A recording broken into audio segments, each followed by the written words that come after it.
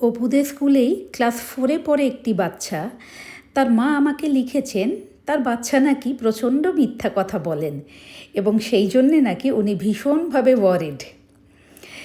তো যখন এই লেখাটি আমার কাছে আসে তখন পড়ার পরে আমার অপুর ছোটোবেলাকার বেশ কিছু কথা এবং আমার অভিজ্ঞতা সেগুলো আবার মনে পড়ে গেল এবং সেগুলোই আজকে আপনার সাথে আমি শেয়ার করব।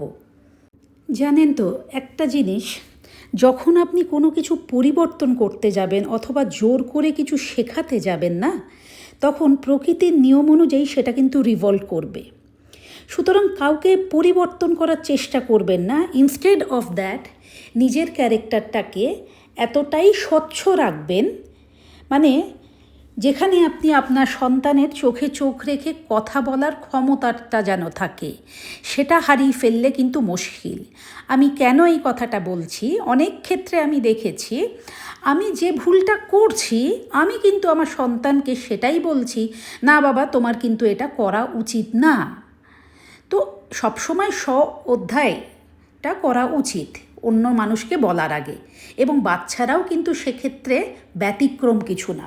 সুতরাং নিজের ক্যারেক্টারটাকে স্বচ্ছ করুন। বাচ্চা আপনারই প্রতিফলন, আপনাকে দেখেই বড় হচ্ছে। আলাদাভাবে কোনো তামঝাম করার দরকার নেই। আপনি এতটাই স্বচ্ছ থাকুন, বাচ্চা প্রথমে বোঝে না, কেউই বোঝে না, মনে হয় যেন কঠোর শাসন আমাকে ভীষণ জেলবন্দি করে রেখেছে। ধীরে ধীরে শিখে যায়। আফটার অল মানুষের হৃদয় ভালোবাসাটাই বোঝে। আবারও আমি রিপিট করলাম, উইথ টাইম সব কিছু শিখে যাবে। আর একটা কথা কি বলুন তো, কোনো স্কুল কোনো বাচ্চাকে মিথ্যা বলতে শেখায় না।